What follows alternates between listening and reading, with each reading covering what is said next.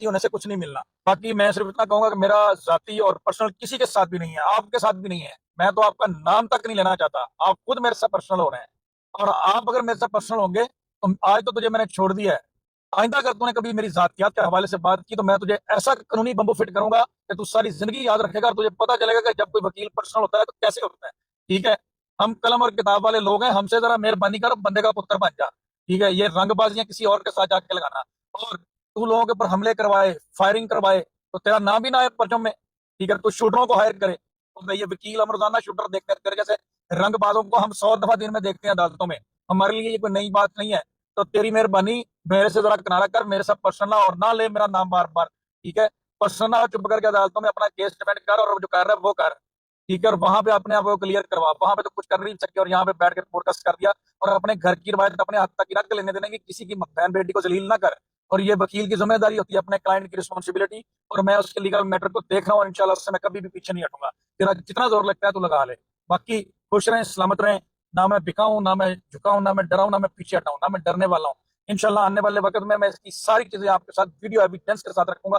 इसका एक एक क्लिप मेरे साथ जो है वो मेरे पास सेव है। आप सुनों का बहुत शुक्रिया, खुश रहें, सलामत रहें। तू कहता है बड़ा, तू बंदा बनता है, कहता है जी मैं तो बड़ी चीज हूं, तू बन के बैठा हुआ है।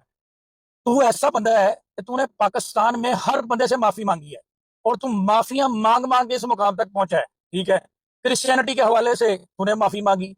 तुझे वायरल होने का इतना शौक है कि ना तूने मजहब को छोड़ा, ना तूने किसी और शख्स की, लोगों की इज्जतें उछाल उछाल के तू यहाँ तक पहुंच जाए।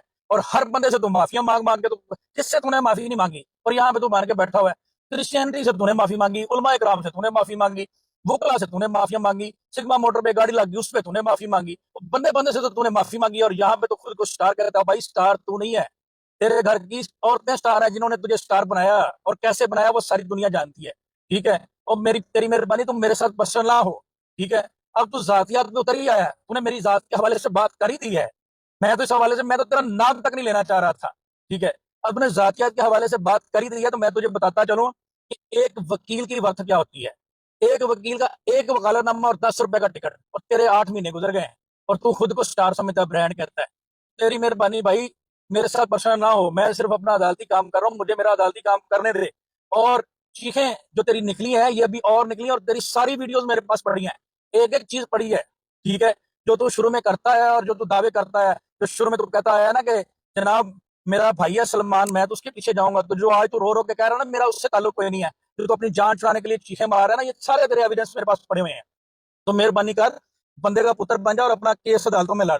वकीलों के साथ जाती ना हो, जाती होने से कुछ नहीं मिलना। बाकी मैं सिर्फ इतना कहूंगा कि मेरा जाती और पर्सनल किसी के साथ भी नहीं है, आपके साथ भी नहीं है। मैं तो आपका नाम तक नहीं लेना चाहता, आप खुद मेरे साथ पर्सनल हो रहे हैं। और आप अगर मेरे साथ पर्सनल होंगे तो आज तो तुझे मैंने छोड़ दिया है। आइंदा अगर तूने कभी मेरी जातियात के हवाले से बात की तो मैं तुझे ऐसा कानूनी बम्बू फिट करूंगा कि तू सारी जिंदगी याद रखेगा और तुझे पता चलेगा कि जब कोई वकील पर्सनल होता है तो कैसे होता है। ठीक है, हम कलम और किताब वाले लोग हैं। अस्सलाम वालेकुम मेरी यूट्यूब फैमिली। जैसे कि आपने देखा है कि यहाँ पर रजब को एक नई मुसीबत का सामना हो गया है। रजब हमेशा पहले अपने लिए फंस क्रिएट करता है और उसके बाद फिर सिंपैथी कार्ड लेने के लिए आ जाता है। जिस दिन इनकी अम्मा जान जा रही थी तो शायद आप लोगों ने वो वीलॉग देखा होगा, नहीं देखा तो ज़रूर देखिएगा। उसमें जाके ये अपनी वालदा साहिबा को कह रहे हैं, रजब भाई, कि आपने वहाँ जाके टिकटॉक नहीं देखना, कोई सोशल मीडिया को फॉलो नहीं करना, आल्दो के वहाँ सिग्नल नहीं होते। तो वही चीज़ जो है ना शो करा रही थी कि इन्होंने उनके जाने के बाद जो है वो कोई ऐसी चीज़ करनी है नहीं जिससे इनके पेरेंट्स जो हैं वो परेशान हो सकते हैं। वैसे तो पेरेंट्स को भी जो है इस चीज़ की आदत हो जानी चाहिए कि बेटा माशाल्लाह जो है आए दिन कोई ना कोई नया फस क्रिएट कर देता है। अब ये हुआ कि जो आयशा जट, जो इनके कज़न के साथ जिसका इशू चल रहा था, और ये उसमें नॉमिनेट हुए हैं कि इन्होंने उसको हरास किया है, इवन अटेम्प्ट टू मर्डर किया है। तो उस पे इन्होंने आके 1 घंटा प्लस रजब भाई ने जो है वो आके व्लॉग किया। लेकिन अब उल्टा पड़ गया है। जो आयशा जट का एडवोकेट है फयाज़ रामे, उनकी आपने ये वीडियो देख ली है, उन्होंने भी आके इन रजब को डायरेक्ट ओपनली चैलेंज कर दिया है कि हमसे बच के रहो।